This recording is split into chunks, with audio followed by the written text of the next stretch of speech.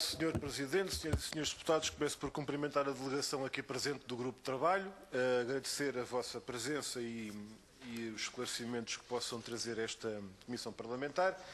Nós temos aqui um propósito fundamental nesta reunião, que é o de fazer uma abordagem de caráter, eu diria, inevitavelmente mais técnico, porque é de âmbito técnico o grupo de trabalho e o processo que aqui se desenvolveu, remetendo para os membros do Governo uma discussão política sobre o processo de decisão e sobre os seus resultados e, portanto, penso que será mais ou menos dispensável, digo bem, quaisquer considerações de caráter político. E por isso eu quero me centrar no próprio trabalho, no processo e na metodologia e nos seus resultados. E gostava de começar relativamente aos próprios objetivos que foram definidos no mandato que vos foi atribuído pelo Governo, no despacho do Secretário de Estado de agosto do ano passado, quando o primeiro dos objetivos que eram enunciados e apresentados para o vosso trabalho era o de produzir recomendações de caráter económico, legal, territorial e regulamentar, conducentes à criação de condições propícias ao investimento na consolidação e desenvolvimento de infraestruturas de elevado valor acrescentado para o país, que promovam a coesão social e territorial, reduzam os constrangimentos à atividade económica e possibilitem o aprofundamento das políticas de mobilidade de pessoas e bens em todo o território. E a minha primeira pergunta é qual é o balanço que os senhores fazem e que o senhor coordenador faz da concretização deste objetivo ou não. Eu quero começar por dizer que, ao ouvir há pouco na intervenção do senhor coordenador os 5 pressupostos do trabalho deste relatório, eu devo dizer que encontro aqui alguma contradição entre o primeiro objetivo do vosso mandato e os 5 pressupostos que os senhores assumiram. Isto é, o primeiro era rever em baixa o Plano Rodoviário Nacional. A minha sub-pergunta dentro da primeira, sobre esta questão dos pressupostos, é com que mandato? Isto é, qual é o pressuposto que está na origem deste pressuposto? Porque o PRN é uma lei da República. E eu quero lhe perguntar, perante uma lei da República que é aprovada por unanimidade na Assembleia da República, quem é que transmitiu ao Grupo de Trabalho a perspectiva de alterar, em algum lado, essa opção? Porque este pressuposto ou é de uma forma individual, isto é, unilateral, assumida por alguém, ou então é sustentado em alguma orientação política. E, portanto, a minha pergunta é se os senhores têm alguma orientação política que estivesse na base de rever em baixa aquilo que é definido por lei. O segundo pressuposto é a intermodalidade. E em relação a isto, penso que é um pressuposto bom, justo, adequado e importante, também à luz do mandato que é dado na constituição do Grupo de Trabalho. E sobre isso já direi alguma coisa. O terceiro é privilegiar a mercadoria e a carga em detrimento das pessoas, dos passageiros. E eu penso que isto não é consentâneo com o mandato que vos foi dado. Porque fala-se aqui da coesão social e territorial e da mobilidade de pessoas e bens. Não é dando preferência aos bens. É a mobilidade de pessoas e bens. E, por exemplo, esta questão acontece e resolve-se, por exemplo, na linha de Cascais, mas não se resolve nem se avança em relação à ligação entre a Guarda e a Covilhã, na linha da Beira Baixa. Isto são exemplos que têm a ver com as opções e com os pressupostos. O quarto pressuposto é potenciar ligações existentes e insuficientes em detrimento de ligações novas. A pergunta é se não existe uma modulação deste pressuposto, porque aquilo que é novo, por definição, pode fazer falta ou pode não fazer. A Termitrena, que os senhores conhecem bem, não tem uma ligação. E isso é uma desvantagem para a ideia de construir uma ligação ao terminal da Termitrena, por exemplo. Portanto, até que ponto é que há aqui uma adaptação à realidade a partir de pressupostos aparentemente exclusivos ou que degradam a pontuação para a definição das prioridades? Porque depois isto tudo reflete-se em percentagens, em números, é tipo números clausos que se vai apontar. E por falar em números clausos, eu pergunto porquê 30 projetos, porque eu não encontrei esse número no mandato que vos foi atribuído. Porquê 30 em vez de 20, em vez de 50 e mais? Porquê a consideração individual, independentemente da dimensão ou do valor de cada um? Porque nós pomos no mesmo ranking, de 1 a 30, só para não ir mais longe, para ficar pelos 30, colocamos no mesmo ranking um projeto que ficou em 9º lugar, que custa 5 milhões, e o que vem logo a seguir em 10º custa 900 milhões. E isto é o terminal de carga aérea versus o corredor Aveiro-Vilar Formoso. E é colocado no mesmo ranking a via navegável do Douro e a linha de Cascais. Outra vez, o exemplo. Portanto, fica a pergunta, porquê 30? Porquê considerar projetos 1 a 1, sejam muito grandes ou muito pequenos, ou sejam alguns deles o conjunto de vários projetos? Na parte ferroviária, isto é um caso. E porquê a consideração individual de cada projeto, não tendo em conta a articulação intermodal que está nos pressupostos, isto é, a relação entre os próprios projetos e a sua avaliação como tal. Porque o corredor Aveiro-Vilar Formoso é uma coisa, obra ferroviária, outra coisa é a articulação com a frente atlântica que pode ser servida pelos portos com ligação a esse corredor, que alguns setores incluem, por exemplo, com o próprio Porto de Viana do Castelo. É uma fachada atlântica que pode estar em causa relativamente a esse corredor estratégico do ponto de vista das mercadorias, mesmo que nos concentremos nessa vertente. Terceira questão, dentro desta, porquê esta definição metodológica de dois setores, o Tier 1 e o Tier 2, e qual é o significado concreto na ótica de quem constrói este ranking e quem o apresenta, o significado concreto deste números clausos e desta dimensão de números clausos, porque a sua apresentação fala de 30 projetos. Vocês podem dizer, a comunicação social só se focou nos 30. Eu quero dizer que os seus também.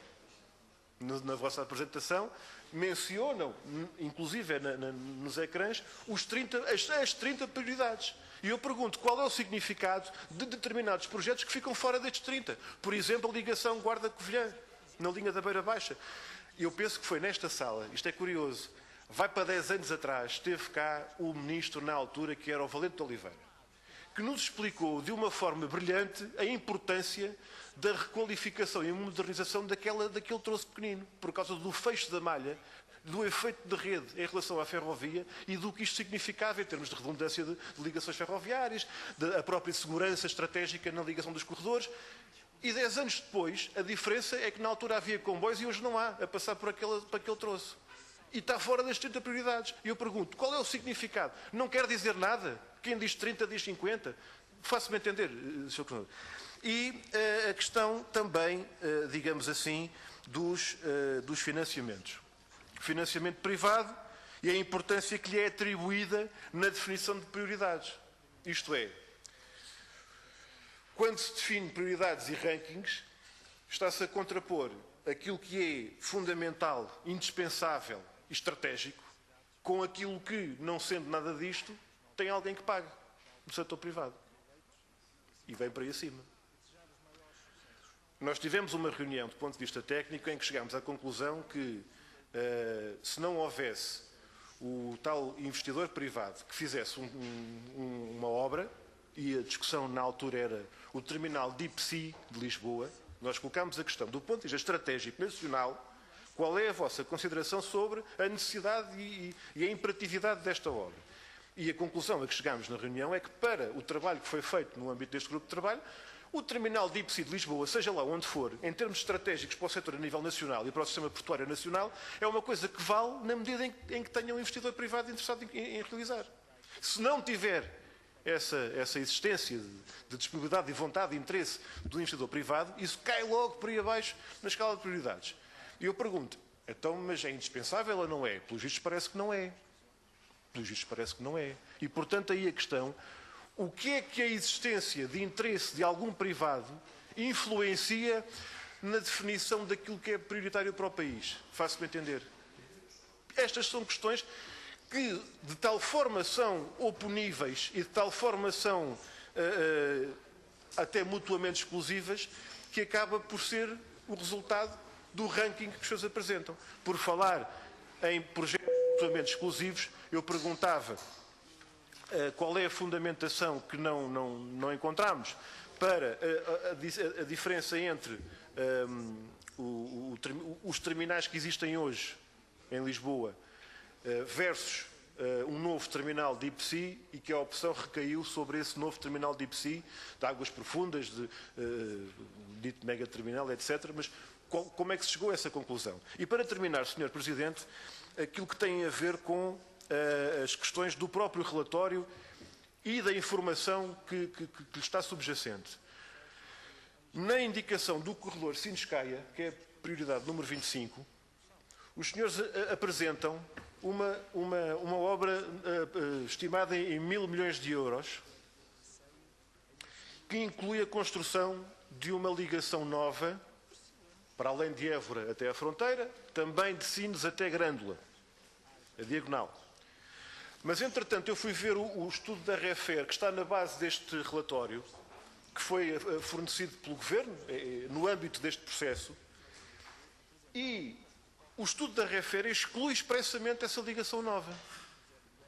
E na avaliação da estimativa orçamental para esse projeto, do corredor Sines-Caia, a avaliação que fazem, em vez de 1.000 milhões de euros de estimativa, inclui das 6 componentes, 3 já estão realizadas, por exemplo, a ligação até Évora, já hoje podemos ir de comboio, ou a ligação da variante de Alcácer, que está feita há anos, e aquilo que falta fazer custa 429 milhões 15.545 euros. Portanto, menos de metade daquilo que está apontado nos 1.000 milhões de euros do vosso relatório.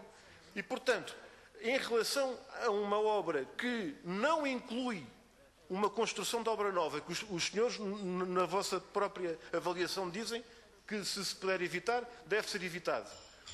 Que a questão da rapidez na ferrovia de mercadorias não é questão crítica, é sim a questão da fiabilidade, inteiramente de acordo, é exatamente esse o princípio que deve ser observado, do nosso ponto de vista, e, portanto, existir uma alternativa, por exemplo, que existe hoje, com uma boa consolidação de carga por eixo, que já existe na linha, até Neves Corvo é utilizado hoje em dia, e que pode ser consolidada na ligação por Beja até Évora para a Espanha, são uma diferença de 10 km, salvo erro, e que na ligação a Lisboa não faria grande sentido, pergunto se faz algum sentido, atribuir uma questão de pressa, como se estivéssemos a falar de transporte de passageiros de Sines até Grândola, fazer uma diagonal,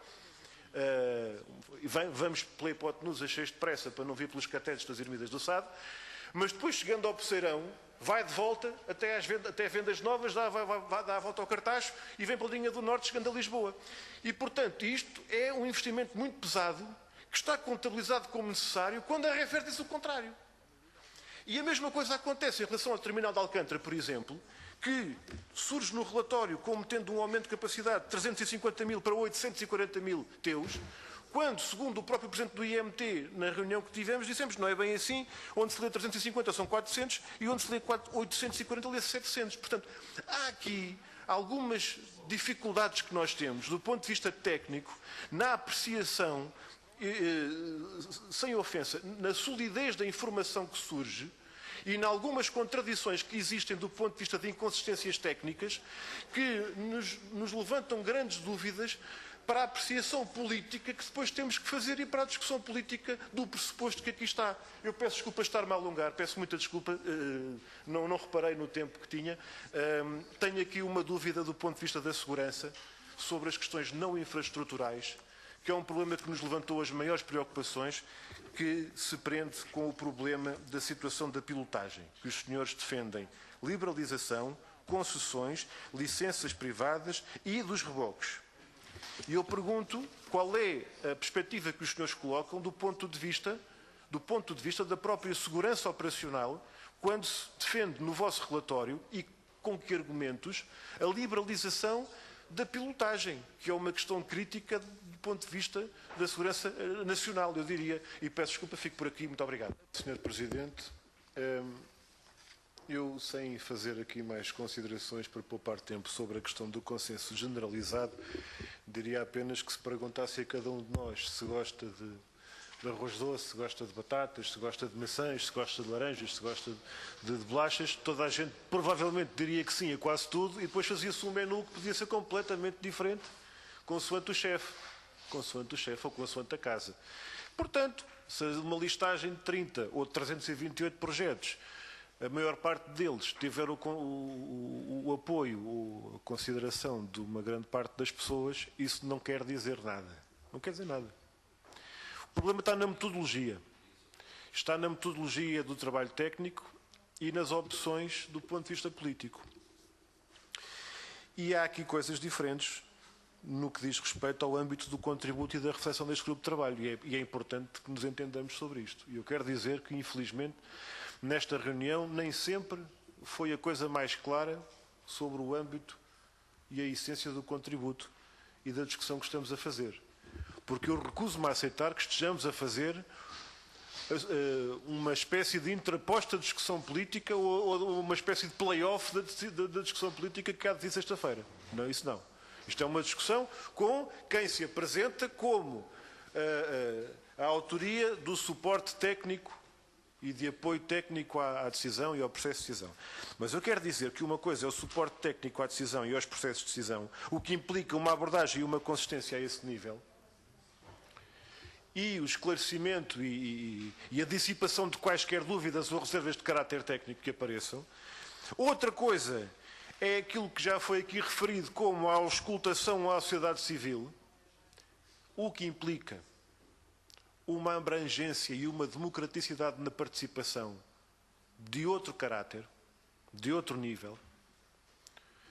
Ou outra coisa ainda é um contributo perfeitamente legítimo, mas que deve ser pensado como tal, de determinados setores da sociedade, como se muitas vezes surgem manifestos ou de base regional ou de base setorial, refletindo e afirmando a perspectiva desses setores e dessas vertentes da sociedade civil.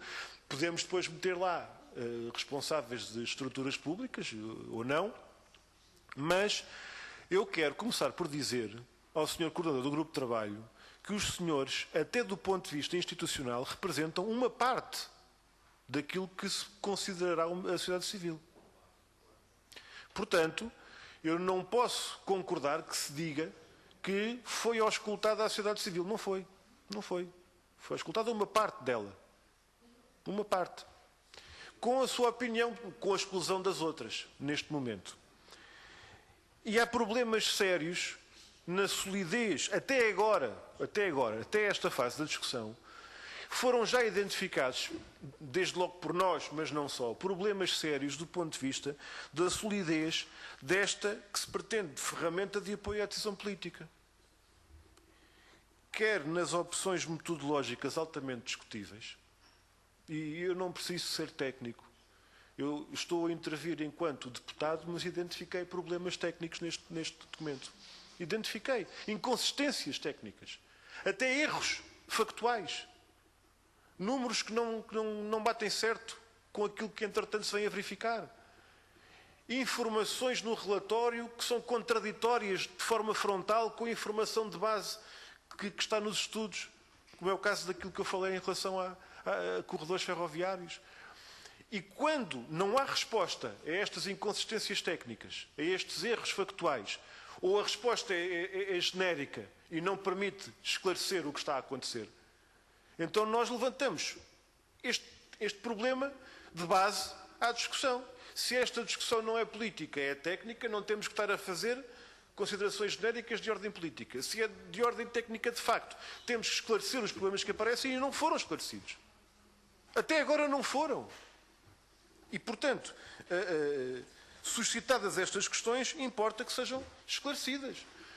O que é que vai ser feito quando, numa matriz multicritério e de pontuação para determinados factos, há coisas em que um projeto de 1.000 milhões de euros, na verdade, custa 495 milhões, e para uma expansão de capacidade não tem nada a ver com os números que são apresentados, e há uma inconsistência com a informação de base, como é que se esclarece este tipo de coisas? E se nós encontrarmos estes, quem é que nos garante que não vamos encontrar outros?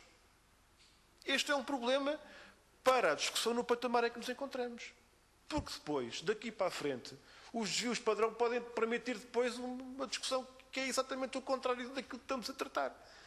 O Sr. Coordenador diz, e eu até penso que apontei, há projetos que não estão nos 30 prioritários que podem perfeitamente ser aí integrados. Eu não quero deturpar o sentido desta ideia. Mas a interpretação que pode ser feita permite que são estes 30 quem diz estes diz outros. Isto não pode ser. Portanto, aliás, o convite que o Sr. Ministro nos faz, e o senhor conhece isto com certeza, o convite que o Sr. Ministro nos faz, quer nas reuniões do Ministério, quer aqui esta semana, de certeza que vai ser o que é que os senhores acham, estão aqui estes 30, o que é que os senhores acham que deve vir para aqui para o meio dos 30, e o que é que deve ser, o que é que deve... Mas isto não é discussão que se faça. Não pode ser assim, porque a base técnica é de pontuação, é para os tais números clausos que entretanto apareceram. E nós dizemos, mas quem é que diz que tem que ser estes 30? E quem é que nos garante que isto é necessário para o país? Pronto, eu penso que está clara a questão. Telegraficamente, aspectos metodológicos. Plano estratégico da ANA Aeroportos. O plano estratégico para o investimento e para o desenvolvimento da rede aeroportuária. Pergunto se é irrelevante o que está apontado nesse plano. E se não é irrelevante, como é que é possível que este relatório ignore a própria existência desse plano estratégico? Isto é, as infraestruturas, as interligações, a intermodalidade, como é que pode ignorar qual será o estado da rede aeroportuária no futuro e as dinâmicas territoriais que vai trazer? Eu penso que é inacreditável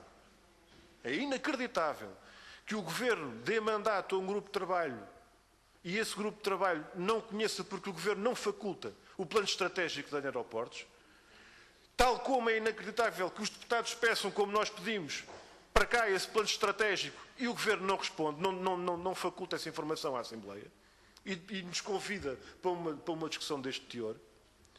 E em relação às infraestruturas do setor marítimo portuário, há um alerta que nós fazemos e uma pergunta que tem a ver com o mandato que é colocado e com a essência do mandato, para não irmos à leitura minuciosa, é que mesmo na leitura minuciosa eu não vejo fator nenhum que conduza à exclusão do setor da pesca, por exemplo.